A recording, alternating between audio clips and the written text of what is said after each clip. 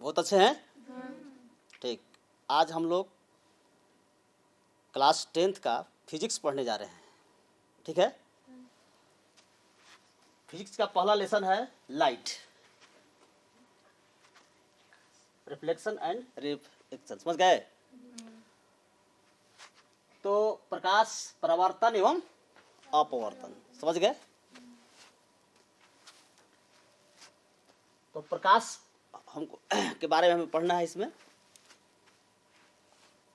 प्रकाश आप जानते हैं, आप प्रकाश के द्वारा ही आप जो है किसी वस्तु को देख रहे हैं। अगर एकाएक अगर लाइट बंद कर दी जाए, प्रकाश बंद हो जाए, तो आपको कोई वस्तु दिखाई देगा? नहीं दिखाई देगा, एकदम अंधेरा दिखाई देगा। समझ गए? तो वास्तव में प्रकाश जब वस्तुओं से टकराकर हमारी आंखों तक पहुंचता है, तब हम किसी वस्तु को क्या करते हैं? देखते हैं। समझ गए? तो प्रकाश क्या है ये समझना है। तो प्रकाश वह कारक है जिसकी सहायता से हम किसी वस्तु को देखते हैं। समझ गए? प्रकाश वह कारक है जिसकी सहायता से आप किसी वस्तु को स्पष्ट रूप से देखते हैं। अगर प्रकाश नहीं रहता तो आप किसी वस्तु को साफ साफ नहीं देख पाते। इसलिए हम लोग का प्रकाश जो है अन्य वस्तुओं को देखने के लिए, स्पष्ट रूप से समझने के लिए बहुत जरूरी है। तो बच्चों, अब बात आती है प्रकाश का स्रोत। जिस वस्तु से प्रकाश निकलता है उसे हम क्या कहते हैं? प्रकाश स्रोत कहते हैं। समझ गए? जिस वस्तु से प्रकाश निकलता है उसे क्या कहते हैं? तो कुछ स्रोत जो हैं, प्रकाश स्रोत प्राकृतिक होते हैं और कुछ मानव निर्मित होते हैं। बच्चों, प्राकृतिक स्रोत क्या है? सूर्य है, तारे हैं। सूर्य और तारे हैं। सूर्य जो है प्रकाश का सबसे बड़ा स्रोत है। समझ गए? अब आता है मानव निर्मित स्रोत। मानव निर्मित स्रोत क्या है? हाँ, टॉर्च है, बिजली का बल्ब है, मोमबत्ती है, लालटेन है, या बाती। समझ गए? ये सब क्या है? मानव निर्मित पदार्थ है। तो प्रकाश के जितने भी स्रोत है उनमें अन्य प्रकार के विभिन्न ऊर्जाओं को प्रकाश ऊर्जा में बदला जाता है। जैसे लालटेन, लैंप आदि में तेल में संचित रासायनिक ऊर्जा को प्रकाश ऊर्जा में बदला जाता है। लालटेन में क्या रहता है? रासायनिक ऊर्जा के रूप में तेल संचित हो जाता है। उसको बांटते हैं तो चलाते हैं तो उसको, और रासायनिक ऊर्जा किस में बदल जाता है? प्रकाश ऊर्जा बदल जाता है। उसी प्रकार बल्ब और टॉर्च में विद्युत ऊर्जा को प्रकाश ऊर्जा में बदला जाता है। तो अतः हम पाते हैं कि ऊर्जा के विभिन्न रूपों से प्रकाश प्राप्त होती है। अतः प्रकाश क्या है? प्रकाश जो है एक प्रकार की ऊर्जा है। प्रकाश एक प्रकार की ऊर्जा है। समझ गए? अब बच्चों, अब आता है इस पाठ में कुछ परिभाषिक शब्द हैं, उस पर हम लोग विचार करेंगे। पहला है प्रदीप्त। प्रदीप्त पिंड क्या है? प्रदीप्त पिंड, प्रदीप्त पिंड क्या है? प्रदीप्त पिंड क्या है? जो वस्तुएं स्वयं प्रकाश उत्सर्जित करते हैं, जिसमें अपना प्रकाश होता है, उसे हम क्या कहते हैं? प्रदीप्त पिंड, या उसको क्या कहते हैं? आत्मदीप्त पिंड कहते हैं। समझ गए? तो वे पदार्थ जो स्वयं प्रकाश उत्सर्जित करते हैं उसे हम क्या कहते हैं? आत्मदीप्त पदार्थ। जैसे सूर्य, तारे, दीपक। समझ गए? ये सब क्या है? प्रदीप्त, क्योंकि इसमें अपना प्रकाश होता है, ये स्वयं प्रकाश को उत्सर्जित करते हैं। अब बच्चे आते हैं अप्रदीप्त वस्तुएं। दूसरा है अप्रदीप्त।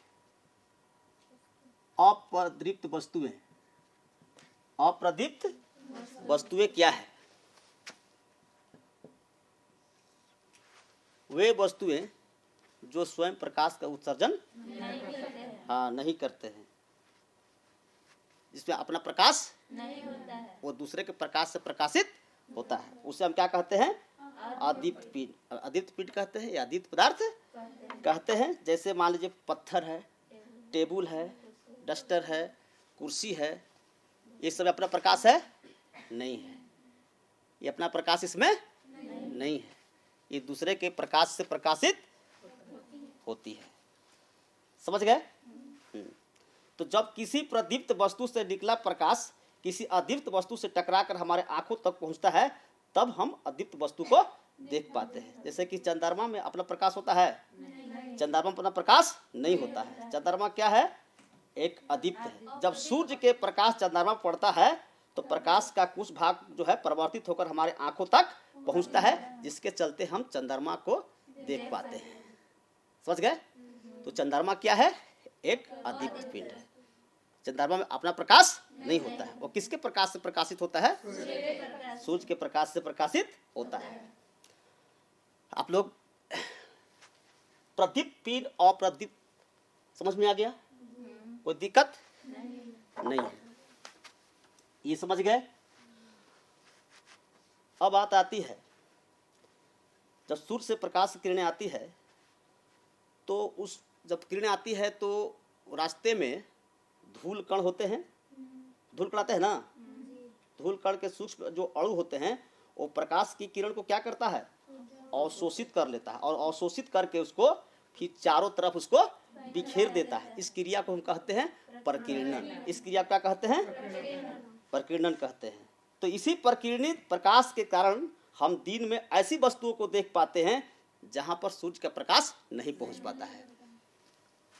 जहां पर सूर्य का प्रकाश नहीं पहुंचता है वैसे वहां पर हम कैसे वस्तु को देखते हैं? प्रकीर्णित के कारण। तो प्रकीर्णन क्या है समझ गए?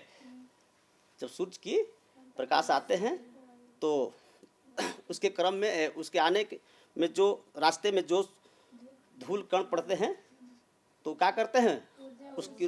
उसकी ऊर्जा को अवशोषित करके और विभिन्न दिशाओं में क्या करते हैं? उसको बिखेर देती। इस क्रिया को हम प्रकीर्णन कहते हैं। और जहाँ पर जिस वस्तु पर सूर्य का प्रकाश नहीं पहुँचता है उसी प्रकीर्णित प्रकाश के कारण बच्चों हम उस वस्तु को देख पाते हैं। देख पाते हैं कि नहीं? जहाँ पर सूर्य के प्रकाश पड़ता है तो वहाँ आप देखते हैं, जहाँ नहीं पड़ता है वहाँ भी हम देख लेते हैं। समझ में आ गया? तो अब आप लोग प्रदीप्त पिंड भी समझ गए। अब बात आती है किरण क्या है? किरण प्रकाश जिस पथ पर गमन करता है उसे हम क्या कहते हैं? समझ गए? प्रकाश जिस पथ पर गमन करता है उसे किरण कहते हैं। अब बात आती है प्रकाश पुंज, या उसको बोलते हैं किरण पुंज। तो प्रकाश पुंज क्या है? प्रकाश पुंज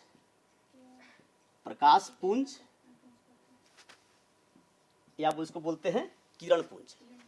तो किरणों के समूह को हम प्रकाश पुंज कहते हैं। किरणों के समूह को, किरण आती है तो एक किरण बहुत सी किरण आती है ना, तो बहुत से किरणों के समूह को हम क्या कहते हैं? किरण पुंज कहते हैं। तो बच्चों प्रकाश पुंज हम समझ गए। प्रकाश पुंज को इंग्लिश बोलते हैं बीम ऑफ लाइट। क्या कहते हैं? तो प्रकाश पुंज 3 प्रकार के होते हैं। प्रकाश पुंज कितने होते हैं? पहला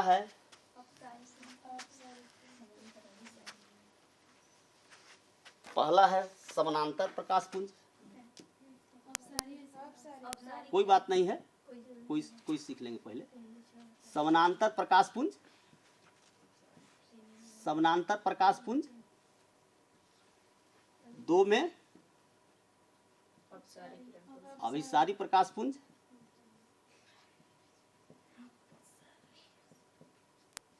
और 3 में है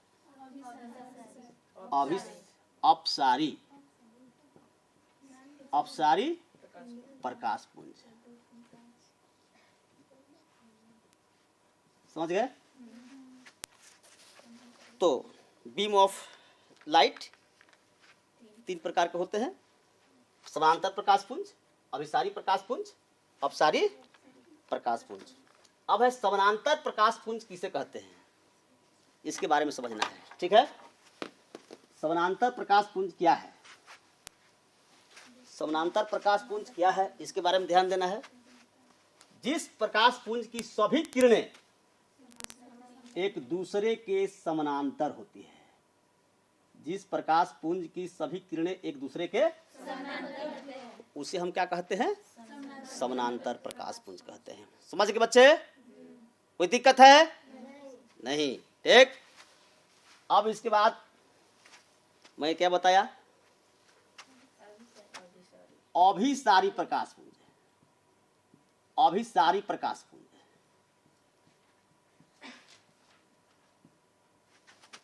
इसको अभिसारी प्रकाश पुंज बोलते हैं या तो किरण पुंज बोलते हैं, ठीक ना। तो अभिसारी प्रकाश पुंज क्या है?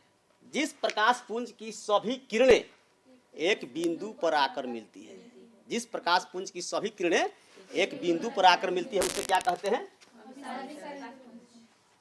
अभिसारी प्रकाश पुंज कहते हैं। ये समझ में आ रहा है?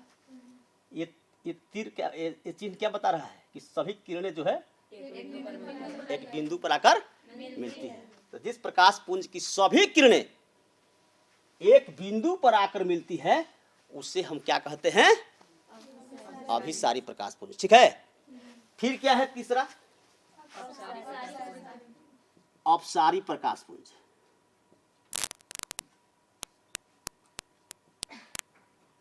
अपसारी प्रकाश पुंज क्या है? जिस प्रकाश पुंज की सभी किरणें एक बिंदु से निकलकर अनेक दिशाओं में फैल जाती है, उसे हम क्या कहते हैं? हाँ, जैसे कि ये तीर क्या बता रहा है? एक बिंदु से निकलकर इस सभी दिशाओं में क्या हो रहा है? फैल रहा है। तो इसको हम क्या कहते हैं? बच्चे आप लोग समानांतर प्रकाश पुंज, अभिसारी प्रकाश पुंज, अपसारी प्रकाश पुंज समझ गए? हाँ, जिस प्रकाश पुंज की सभी किरणें एक दूसरे के समानांतर होती है, उसे क्या कहते हैं?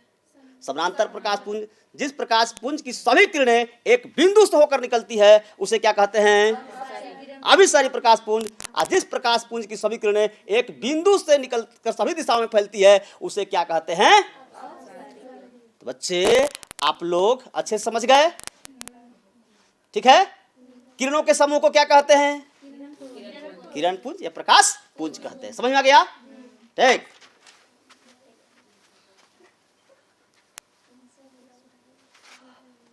अब बच्चों ध्यान देंगे, अब हम लोग क्या पढ़ेंगे?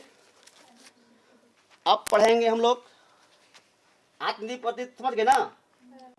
अब पढ़ना है आपको पारदर्शी पदार्थ। पारदर्शी, पारदर्शी पदार्थ क्या है, अपारदर्शी पदार्थ क्या है, इसके बारे में हमें जानना है। पारदर्शी पदार्थ क्या है? जिस वस्तुओं से प्रकाश आसानी से आर पार कर जाती है, उसे हम क्या कहते हैं? पारदर्शी पदार्थ। समझ गए? कौन सा ऐसे पदार्थ है जिससे प्रकाश की किरणें आर पार निकल जाती है? बताइए। हाँ, कांच है, शीशा है, पानी है, हवा है। कांच नहीं, क्या दिक्कत? तो कांच, पानी, हवा, ये सब क्या है? पारदर्शी पदार्थ। तो जिन पदार्थों से होकर पूरी तरह से प्रकाश जो है आर पार निकल जाता है, उसे क्या कहते हैं? पारदर्शी पदार्थ कहते हैं। समझ गए? ये बताइए, ये पारदर्शी पदार्थ है कि अपारदर्शी पदार्थ है? अपारदर्शी पदार्थ क्या है? क्यों है? क्योंकि इससे प्रकाश आर पार नहीं होता है। इसलिए बच्चों ये क्या है? और जिस पदार्थ से हम देखेंगे, तो कोई वस्तु को आर पर हम देखेंगे तो समझ लीजिए को क्या है? हम कहेंगे कांच का शीशा जो है, कांच समझते हैं ना? और देखेंगे तो आर पार की वस्तु देख सकते हैं आप लोग ना? तो क्या है? हाँ, समझ गए? ये क्या है? पानी है। अगर पानी हम लोग हटा देंगे तो इससे भी वस्तु को हम आर पार देख सकते हैं। देख सकते हैं ना? ठीक। तो बच्चों अब है अपारदर्शी वस्तु। अपारदर्शी वस्तु से कहते हैं जिससे प्रकाश पूरी तरह से आर पार नहीं निकलती, उसे क्या कहते हैं? अपारदर्शी वस्तु कहते हैं। अब है पारभासी पदार्थ क्या है? क्या पढ़ना है?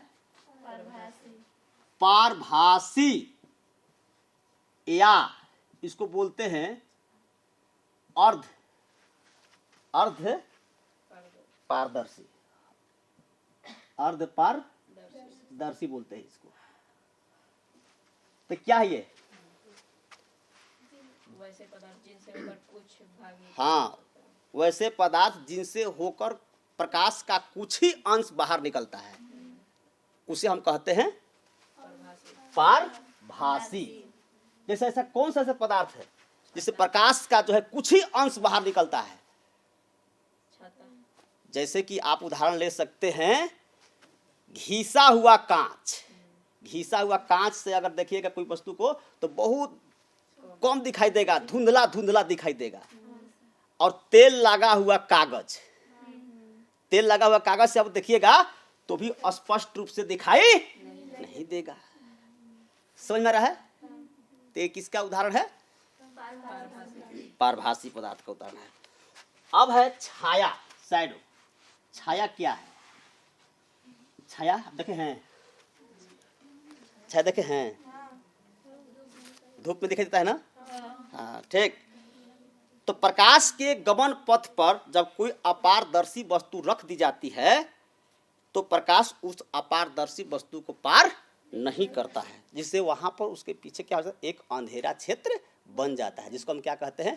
छाया कहते हैं। जैसे प्रकाश के सामने कोई अपारदर्शी वस्तु रख दिया जाएगा तो प्रकाश उस वस्तु को पार नहीं करेगा, तो उसके पीछे क्या होगा? एक अंधेरा क्षेत्र बन जाएगा। उसी को हम क्या कहते हैं? छाया कहते हैं। समझ में आ रहा है?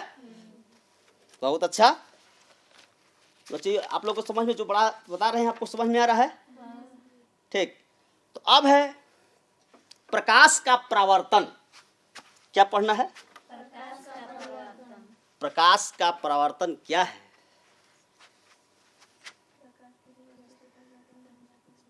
प्रकाश का परावर्तन, इसके बारे में समझना है।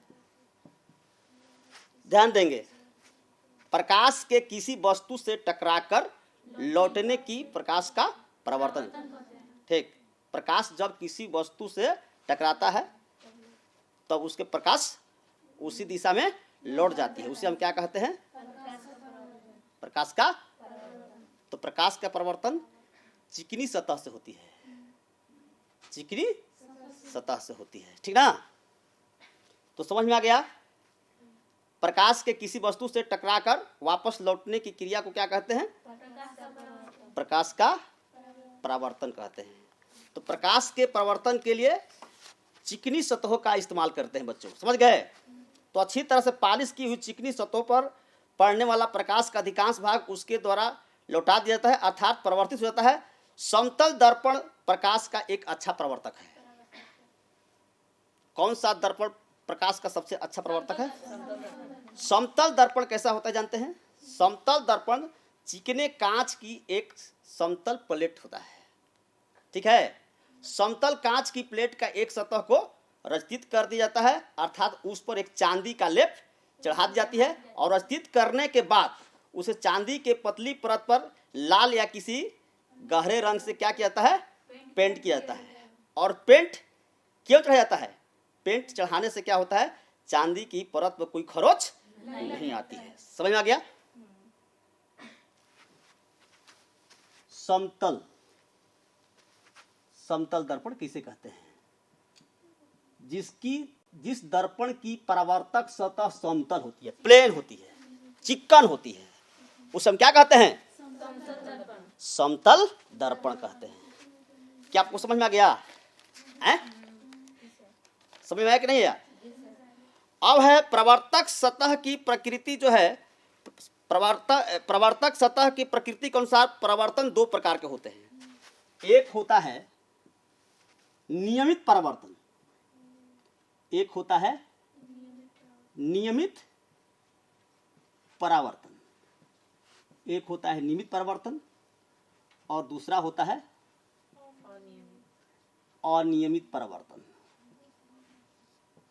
समझ रहे हैं? प्रकाश का परावर्तन कितने तरह से होता है? अब है बच्चों की नियमित परावर्तन कब होंगे? ठीक है, जब प्रकाश की किरणें चिकनी और चमकीली सतह पर पड़ती है तो एक निश्चित नियमों के अनुसार जो है प्रकाश को परिवर्तित करती है। समझ रहे हैं? जब प्रकाश की किरण जब चिकनी और चमकीली सतह पर पड़ती है तो प्रकाश की किरण को क्या करती है कि निश्चित नियमों के अनुसार उसको परिवर्तित कर देती है। तो उसे हम क्या कहते हैं? नियमित परावर्तन कहते हैं। समझ रहे हैं? जैसे कि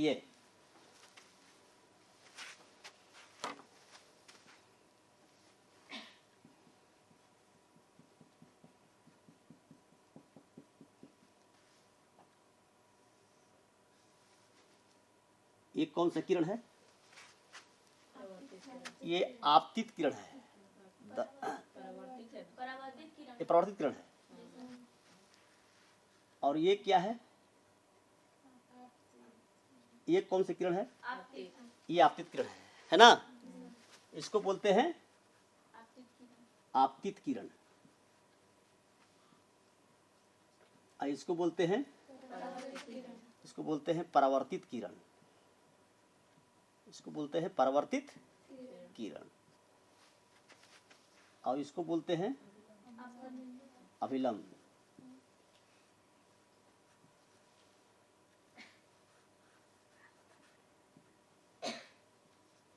इसको बोलते हैं आपतन बिंदु। तो अभी मैं बताया कि नियमित परावर्तन किसे कहते? जब प्रकाश की किरण चमकीली सतह पर पड़ती है तो प्रकाश उसे निश्चित नियमों के अनुसार क्या करती है? परिवर्तित करती है। तो जब ये आपतित हुआ तो उसी दिशा में ये क्या होगी? निश्चित नियमों के अनुसार परिवर्तित हो गई। समझ गए? अब है अनियमित परावर्तन क्या है? जब प्रकाश किरणें रूखड़ी सतह पर और चमकीली सतह पर पड़ती है तो प्रकाश अनियमित रूप से परिवर्तित हो जाती है। प्रकाश अनियमित रूप से परिवर्तित कब होती है? जब प्रकाश किरणें रूखड़ी सतह और चमकीली सतह पर पड़ती है तो प्रकाश जो है एक निश्चित नियम के अनुसार नहीं, एक अनिश्चित नियम के अनुसार परिवर्तित करती है। जैसे कि कहा मैं कि रूखड़ी सतह, ये रूखड़ी सतह है ना? तो भले नहीं, देखिए प्रकाश जो भी आती है तो समानांतर आती है सूर्य से, समानांतर आती है, लेकिन इसका दिशा निश्चित ये क्या होगा कि आपको ये इस दिशा में परिवर्तित हो गया, इसको इस दिशा में परिवर्तित हो गया, इसको इस दिशा में परिवर्तित हो गया, एक निश्चित दिशा में नहीं हुआ ना? टेढ़ा मेढ़ा, हाँ टेढ़ा मेढ़ा, इसका कोई निश्चित दिशा नहीं होती है।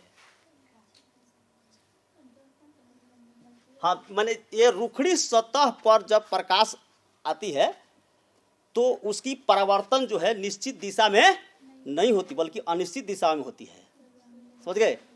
प्रकाश का जो है परावर्तन एक निश्चित दिशा में कब होती है? जब प्रकाश की परावर्तक सतह चिकनी होती है, समतल होती है, तब उसकी निश्चित नियमों के अनुसार प्रकाश का परावर्तन होती है। आज जब परावर्तक सतह जो है जब रूखड़ी होती है तो प्रकाश का परावर्तन जो है एक निश्चित दिशा में न होकर अनिश्चित दिशाओं में होता है। क्या समझ में आया? समझ आया? तो रूखड़ी सतह पर प्रकाश का जो परावर्तन होता है एक निश्चित दिशा में नहीं होता है। निश्चित दिशा में कब होता है? जब सतह चिकनी हो, समतल हो, तब। ये समझ गए? फिर क्या पढ़ना है आपको? अब आता है समतल दर्पण से प्रकाश का प्रवर्तन। जब प्रकाश की किरण समतल दर्पण के प्रवर्तक सतह पड़ती है तो निश्चित नियमों के अनुसार वो परिवर्तित हो जाती है। उसे हम क्या कहते हैं? प्रकाश का परावर्तन कहते हैं। जब प्रकाश की किरण समतल दर्पण के प्रवर्तक सतह पड़ती है तो निश्चित नियमों के अनुसार प्रकाश का परावर्तन हो जाती है। उसे हम क्या कहते हैं? प्रकाश का परावर्तन कहते हैं। अब है कि इसको हम समझने के लिए, प्रकाश की परावर्तन में समझने के लिए कुछ परिभाषिक शब्द हैं, उसे हम समझेंगे। ये क्या है बच्चों? ये क्या है? समतल दर्पण है। ये क्या है? परावर्तित किरण। और ये क्या है? ये आपतित किरण है। और ये क्या है? अभिलंब है। समझ गए ना? इसको बोलते हैं आपतित किरण, जबकि इसको बोलते हैं, इसको क्या बोलते हैं? इसको बोलते हैं अभिलंब। इसको क्या बोलते हैं? परावर्तित किरण। इसको थोड़ा सा फिर से हमको समझना है, ध्यान देंगे। इसको क्या कहते हैं? इसको बोलते हैं आपतन, इसको बोलते हैं आपतन बिंदु। ठीक है, देखिए बच्चों, आपतन, आपतित किरण और अभिलंब से जो कोण बनते हैं उसको आपतन कोण कहते हैं। आपतन कोण को हम आई से सूचित करते हैं, और ये परावर्तित किरण और अभिलंब से बने कोण को इसको आर से सूचित करते हैं। ठीक है, इसके बारे में आप लोग को ध्यान देना है। अब है आपतित किरण किसे कहते हैं? इसमें आपतित किरण क्या है? आपतित किरण की परिभाषा बताना है। बताइए, वह किरण जो दर्पण के सतह पर पड़ती है, वह किरण जो दर्पण के सतह पर पड़ती है उसे हम क्या कहते हैं? आपतित किरण। उसी प्रकार है परावर्तित किरण किसे कहते हैं? ध्यान दीजिए, वह किरण जो दर्पण के प्रवर्तक सतह से टकराकर पुनः वापस लौट जाती है उसे क्या कहते हैं? परावर्तित किरण कहते हैं। अब आती है कि आपतन कोण किसे कहते हैं? आपतन कोण क्या है? आपतन कोण क्या है? आपतित किरण और अभिलंब के बीच बने कोण को आपतित किरण और अभिलंब के बीच बने कोण को आपतन कोण कहते हैं। तो यहाँ पर जो है आपतन कोण क्या है? आई। ये आई है। समझ गए? और आता है परावर्तन कोण। परावर्तित किरण और अभिलंब से बने कोण को क्या कहते हैं? परावर्तन कोण। परावर्तन कोण को क्या सूचित करते हैं? आर से। समझ गए? तो बच्चे, अब है आपतन बिंदु। आपतन बिंदु किसे कहते हैं? जिस बिंदु पर आपतित किरण टकराती है। हाँ, जिस बिंदु पर आपतित किरण आकर टकराती है उसे क्या कहते हैं? आपतन बिंदु कहते हैं। समझ गए? इसी आपतन बिंदु पर जो है आपतित किरण, अभिलंब, परावर्तित किरण, तीनों किरण आकर मिलती है। समझ में आ गया? अब इसमें क्या छूट रहा है? अभिलंब किसे कहते हैं? वह सीधी रेखा जो दर्पण के आपतन बिंदु पर सीधा लंब होती है उसे क्या कहते हैं? अभिलंब कहते हैं। समझ गए? और अभिलंब दर्पण के साथ कितना डिग्री कोण बनाता है? 90 डिग्री का। कितना कोण बनाता है? 90 डिग्री कोण बनाता है। ठीक है, तो बच्चे अब आती है प्रकाश के परावर्तन के नियम। प्रकाश के परावर्तन के दो नियम है। आपतित किरण, परावर्तित किरण, अभिलंब तीनों एक ही समतल में होते हैं। समझ गए? और दूसरा नियम है कि आपतन कोण परावर्तन कोण के बराबर होता है। तो आपतन कोण क्या है? आई। और तो बच्चों, आप लोग समझ गए प्रकाश के परावर्तन के नियम। दो नियम है, आपतित किरण, परावर्तित किरण और अभिलंब तीनों एक ही समतल होते हैं, और आपतन कोण परावर्तन कोण के बराबर होता है। क्या आप लोग को जो मैं बताया समझ में आया? समझ में आया आप लोग को? प्रकाश का परावर्तन किसे कहते हैं? प्रकाश का परावर्तन किसे कहते हैं?